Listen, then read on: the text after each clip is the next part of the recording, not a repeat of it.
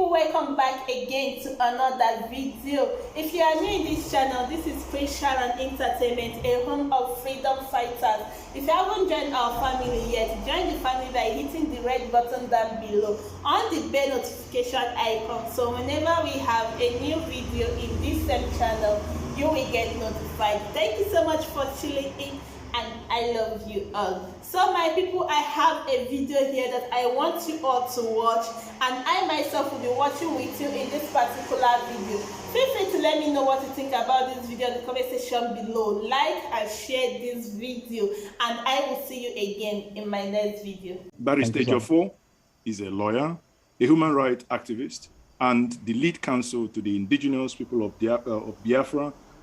In special note, also the lead counsel to Mazi Nnamdi Kanu. Now, Barr Ejiofor, we are running out of time. We'll say once more, welcome to Njenje Media TV. Can you say hello to us before we kickstart? Thank you so much, Lawrence. I especially apologize for late joining of this meeting. It basically was due to technical issues arising from my area. You know, when you're in this place, you must definitely have issues with the network. So, except when things start working normal. Thank you so much, and I apologize for late joining of the meeting. So sorry. Okay, so we would start quickly. You know, let me do this. On the 6th of June of this month, many people woke up and saw within your Twitter handle and online stories flying around as regards to your country home in the southeast state, you know, in the southeast Nigeria, and in your state of Anambra. So could you take us, you know, through the journey of what actually transpired on that fateful day, Barrister Ejiofor? Thank you, my brother. Actually, should be the first interview, first and live interview I'm granting in respect of the gore event, the bloody onslaught in my home on the 6th of June, 2021. Because I actually wanted to watch the CCTV footage to understand, get other information which may not be available to me at the point the invasion took place, to enable me comprehensively address the world on what happened in my house. Because I can, in summary, tell you at this stage that what happened on the 6th day of June 2021 is a clear case of assassination, an attempt on my life, a clear case of assassination of my PA, a clear case of abduction of my domestic staff, and stealing of my car, and genocidal massacre of the DE and burning of my PA alongside with my vehicle on this day. So on the 6th of June 2021, I came in on 5th, being Saturday, after a meeting with Archbishop of Onitsha province. But I came in from on that same day. So after a meeting with him, I came in, getting set for another meeting on the 6th, around 10 o'clock. The meeting was going to take place around 10 o'clock a.m. in the morning. So when I came in, I decided to rest in preparation for this meeting. I came in along with my friend who also attended the meeting at Onitsha with me. So, and for records, I've been frequenting my home for the past 2 months. Records of even the security agents will show you that. And for no other reason than to take part in meetings that will restore total normalcy in our region. So these meetings have been attended to at the behest of my client, because so people will not be saying, who have been saying that Nnamdi Kanu doesn't want peace and doesn't want that, but Nnamdi Kanu is not, it's not adverse to peace, a peaceful resolution of issues or hostilities in our region. So then I've been attending a number of meetings in that regard. So on this 5th, I came back on the 5th of June to have a meeting with the Archbishop of Onitsha province, Archbishop Okeke. Thereafter, I came back home, and because I was tired, I decided to go upstairs and rest. So at about 2 a.m. in the morning of the 6th, being Sunday, I started hearing my dog started barking in the first place. That actually woke me up from bed. I now woke up and on my camera. So when I on my camera, I discovered that the 2 cameras at the gate, they're no longer working. So I was like, what's actually going on? So I now started looking at the other segments of the camera. And I saw people, one of my staff, who was who was on the floor of the compound. So I mistook that person at that stage to be my PA. Because at that stage, they've brought him down. The invaders has brought him down, and you can see. Sorry. When you say they brought him down, what do you mean by bringing him down? As in they didn't kill him at that. They didn't shoot him. I didn't see them shooting him at that time for my footage, but they kicked him down. They kicked him, then he fell down. So and they handcuffed him and started beating him. They were marching on him then, and somebody eventually sat on him and injected him some substance. This was my driver. So then I became apprehensive because I was watching them from my camera. Now, so, so at this point, you're watching from your camera. If I look at where you are standing, I mean, I take it that you are in your village house as we speak. Very well, sir. Very well, sir. Very well. So I will take you around. Okay, go ahead. I will take you around in the course of this discussion. So because I'm in my home as I speak to you now. So I was kind of apprehensive as what actually was going on. So I called my friend who was then at my resource room. I came up. I was like, he said, as he speak to me, because he saw them clearly from the room, that joint team of the military, the soldiers, police, SSS, are in my home. So I was like, what was going on? And I started making calls to people I can reach at that time. So, and at that stage, because I mistook that my driver to be my PA, when I initially gave and wrote my statement, I didn't issue a press statement on that regard. So I now off my television, my camera, my city camera television, and also decided to locate to a server place within my main building. So at that stage, I wasn't watching again. So and after about some time, at about 3:30 to 4 o'clock, I stopped hearing people's noise, and I came down around after 4. So and the neighbors started coming. I now observed, first of all, from the camera I watched immediately, I observed my staff were abducted. My elder brother was also arrested. Sorry, let me interject here. Before you watching any camera, what did you see before any camera? Did you hear gunshots at that point? Sorry, I forgot to mention. At the time this was going on in my house, they were shooting sporadically into the air around the compound, in and around the compound. So even in that center of the compound, they were shooting going on. So, and I have no doubt in my mind at that stage that they've come again for me, because you will recall that on 2nd of December 2019, similar thing happened in my place. They actually came for me, and in the process, they killed about 4 persons in my house, burned the entire house. That was when, because I want the world to take note of what I'm saying now. That was when John Abang was the Commissioner of Police in Anambra State. John Abang was the Commissioner of Police in Anambra State. And on his authority, and the authority of the person who is sponsoring him, I don't want to mention him name, maybe I may be forced to do that in course of this interview. He came here to assassinate me on 2nd of December 2019. So, and the rest is now within the public domain. What the candidate that took place in my house, the killings and everything, is also before the court, because I took them to court in that regard. So, the same John Abang is now the AIG intelligence of 4 CID.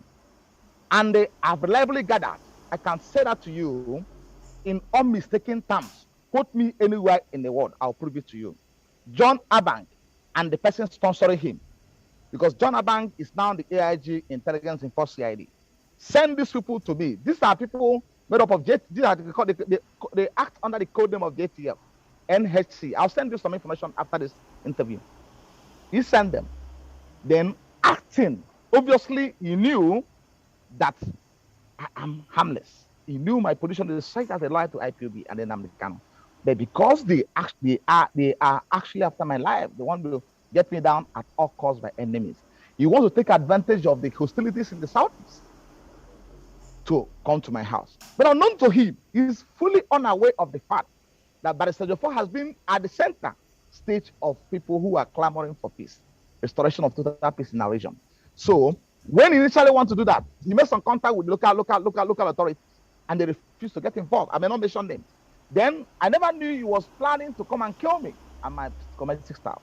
Then on this second day, on this 6th June, they told me, they understand that I'm around. I was around there. I came in from Abuja then.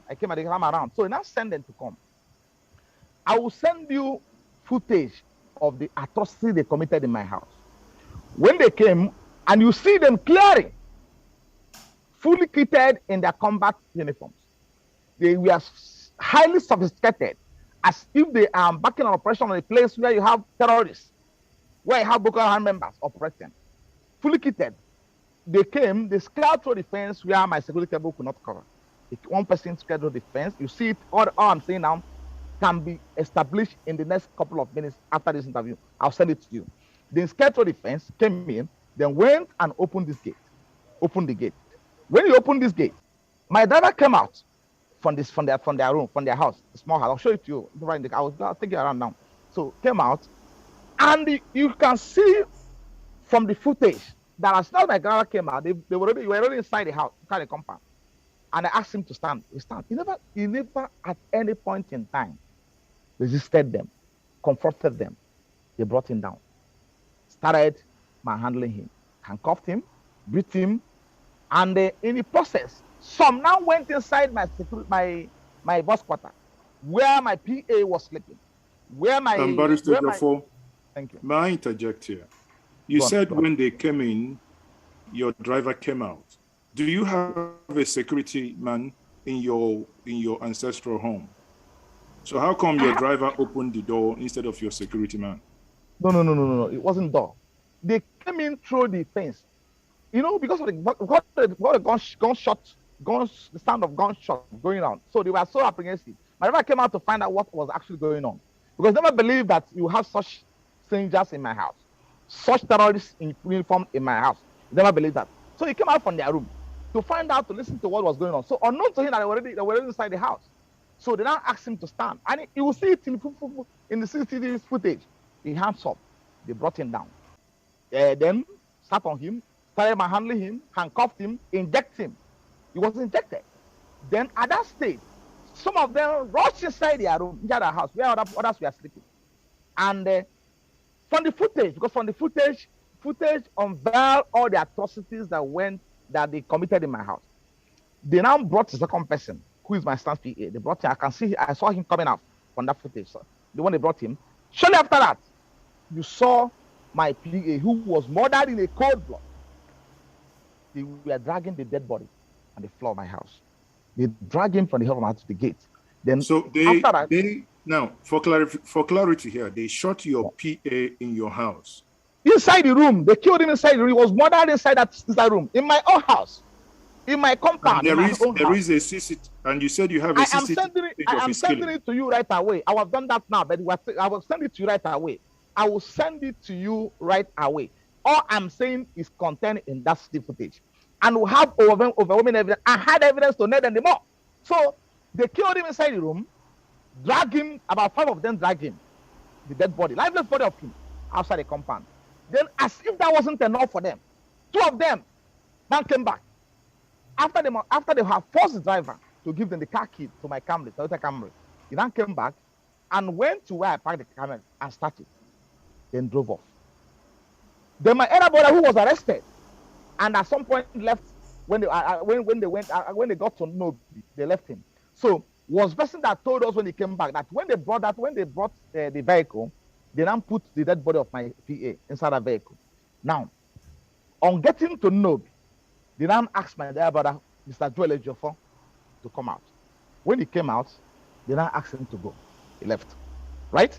So they now got to where they call Neni in an Osha local government area of Anambra State. After Okacha police station, they went down, then set the vehicle. Now my camera ablaze, set the vehicle ablaze. While my PA lifeless body was inside, all of them got burnt. All of them got burnt. Now, I made a personal contact with Commissioner of Police in Anambra State on that same day. Quote me correctly. I made a contact with him. He told me, Ejiofor, he was never on the know about the operation that took place in my house. 1, he was never told by anybody who is coming from anywhere that they were coming to my house. He was not on the know. Then area commander from my own division, area commander in charge of my command, I called him, Mr. Folabi. He told me that Ejiofor, I was never on the know. Even when they were in my house, I called him. He said nobody contacted him, nobody involved the command, nobody involved them, and he's going to make contact with CP at the time they were in my house. Afterward, I called the CP. So now, I'm asking you now, assuming, first of all, the criminals in uniform that came to my house, they are not under any form of illusion that they were coming to Barrister Ejiofor's house. This is a lawyer of international repute. Then, and it was same day I came back from Abuja. If the intention is genuine, why didn't they arrest me in Abuja when I was in Abuja? My brother, from my office to IG's office is less than 10 minutes drive. From my office to ASSS office, headquarters, is less than 10 minutes drive. From Mr. Army headquarters, is less than 10 minutes drive. Why can't they extend the invitation to me? Ejiofor, you have been investigated for any offense known to law. Then I'll honor the invitation. Then why coming to my house at 2 hours of the night? To come because they have a predetermined intention to kill and assassinate me. There's no doubt about it. That was why eventually, they took my staff, my domestic staff who were abducted. They took them to command to Anambra State Police Command headquarters, and I was liably informed that CP rejected them because they were not told. He was not told at the point they were coming to my house. He was not told they rejected them. So now they've taken them to Abuja. They're in Abuja now, right? I've made several demands to the state, to federal government, to police authority to release my staff. Now, okay, hold on here, brother. Okay. Hold on. You said your brother was released in Novi. Is that correct? Very well. And your staffs were taken to Abuja. They were taken to Abuja, yes. They were taken to Abuja. So, could you explain to us, do you understand any rationale behind leaving your brother behind and taking your staffs to Abuja? Is there any rationale behind that decision? What I believe, let me say this to you, my brother. These guys think they're smart, but they're not smart. I believe they never wanted my brother to witness the burning of my car alongside with my PA. Because I can show you a document now after this interview. I will send you the footage and I'll show you a document they released afterwards. They sent to somebody and the person made it public. The person made it public through his Facebook page. We have it. That they recovered vehicle Camry from the people that arrested. They said they came to Barrister Ejiofor's house. They made a wonderful arrest. They arrested IESN top commanders. They recovered vehicle from them. They recovered charms from them. And IPOB is Signia. That's all what they said in the stupid idiots that sent to the people that are working with them. Now we have it with them. So I've made contact to I also made contact to IG on this regard. I said, what happened in my house? I want to know. I demand to know. We're talking about what happened on 2nd of December 2019. That one as of today, the first headquarters has not issued a statement to that effect. In clarification of what happened in my house. And we're in court. I took them to court. The man is coming up for hearing tomorrow. Then this one, they came again. So I am also fully aware that Abang is not acting alone. Somebody somewhere from my community is sponsoring him. Because the man is hell-bent on getting me killed at any cost, at all costs of enemies. I will mention his name in the course of time. Why they leave my brother? Why my brother was left around at some point was because they don't want him to witness what they did. The banner in which my PA was burned and the vehicle. But now, when they left your Mr. Ejiofor, when they left your brother at Novi and the Camry was burned at Neni. Yeah. How did your brother see the burning of the car? He didn't witness it. He didn't witness it because they left. You have to get to Novi. You have to get to Novi first. I understand. I know the locality very well. So that's why he didn't witness it. What happened was that I was supposed to have a meeting on Sunday being 6th at 10 a.m. somewhere. I may not mention it here, but I'm waiting for them because I'm going to mention them that will show the whole world. If they are unable to investigate what happened in my house and produce the criminal that came to my house and release my boss within the first 8 hours, I'll mention the names of the people that I had meeting with. I'll mention them, including the governors I met having with. I'll mention them because they know that that in the course of having meetings, and as a matter of fact, my lawyers, I'm doing what I'm supposed to do. I've been in Abuja when this thing started. I was in Abuja when this thing started, and people were calling me from all over the world. Ejiofor, what's going on in the East? Can't you help? Can't you help?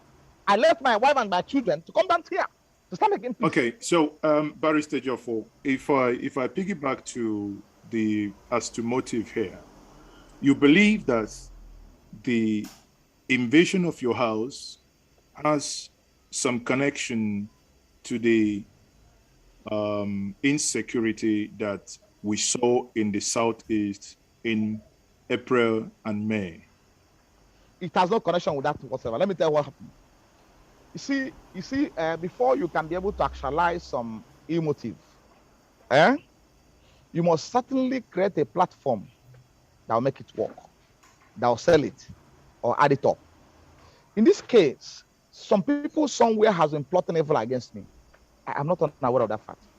Then they now want to take advantage of the situation in the Southeast to make it happen. Because as a matter of fact, if you're talking about intelligence, we know all. If there's any intelligence gathering about the person, it must originate from the division, division of the police, division of the SSS, to the headquarters of the police, from there to Abuja. Are you getting what I'm saying? So I am telling you that each time I am coming back home, I was coming back home before this incident, I will personally put the area commander on the know in my division, area commander in charge of the division of command headquarters, Mr. Falabi. I will call him when I will be leaving Abuja, and when I get home, I'll call him. At times, he'll come back to my house and come and see me. He will come and announce, because you know what I'm doing. So if I'm doing anything evil, if I'm doing any evil in my house, will I be calling him? And in this case, when you came in on the 5th of June, did you inform Afolabi as usual, as you normally do? Of course. In Abuja, let me say this to you. My programs were, I called him and I told him my programs one after the other, and he was on the know. So when I came in that evening, I told him I just finished a meeting with the Archbishop and coming back home. Let me rest. So tomorrow we'll see. And as a matter of fact, let me just say this. Afolabi is fully on the know about even the meeting I'm supposed to have on the 10th, on the Sunday by 10 o'clock. He was aware of the meeting. Afolabi, my area commander, is fully aware of I was on the know about the meeting I was supposed to have on the 10th, on 6th of June at 10 a.m. I told him everything. So assuming a security risk to the public or to the state, will I be communicating with the police? Will I be discussing issues of this about my program with them? The answer is no. And he comes to my house unannounced. You can verify. Afolabi is the Assistant Commissioner of Police. It's not a DPO. You can verify from him. He know, including the first CP of Anambra State, I'm not a threat to the police or to the security agents. And all the meetings I attended in the course of restoring peace in our region, this my PA has always been with me. It's known to them. They don't know. He has always been with me. I attended the meeting.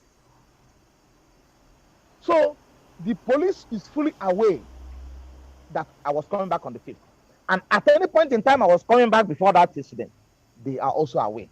Because once the area commander of my division, of my command is aware, I believe CP and by extension, everybody operating for about should be aware. So, but I'm not in any way indicting him. I'm not, because he was very plain as to this. He told the world, he told the CP that why was this thing going on? CP also told everybody that he wasn't on the know. So I know how it was planned, because I am in Abuja. So I know how it was planned. Eventually I got information about how it was planned. So it was fully planned and orchestrated by AIG John Abang. Now recall, my brother, recall that AIG John Abang is some person that killed Yusuf. Yusuf was founder of Yoko Haram. Was any place he found himself, he was looking for an avenue to create confusion. So he killed Yusuf, which led to the spread of Boko Haram across the Northeast. You can verify what I'm telling you from police authority. You killed him. And he was detained for 1 year. The first assignment he took up after that was coming to Anambra State to be appointed the Commissioner of Police in Anambra State. And you see what happened. We saw what happened in my house on 2nd of December 2019. So, and he never is arrested. Because the man working with him told him that he wants to get me down at all costs by any enemies. And that man is simple, is Emeka. That's a person who is after my life. So he's acting in concert with the authority to get me down at all costs by enemies. And I've not in any way condemned him. That idiot who is doing this. So let AIG Donald Bank. I have every document, I have every information about what he did. And I will establish it with anywhere I'm called upon tomorrow. This is what I sent them, because I have signal as to how the JTF was formed. I have it today. We have how it was formed, the commission that made the top of JTF, and how because. Thank you so much for watching that particular video. Feel free to let me know what you think about this video in the comment section below. like and share this video again. And I appreciate each and every one of you who always share my video, who always come back to support this platform. I do appreciate you all. May God Almighty bless you. I will see you again in my next video. Bye.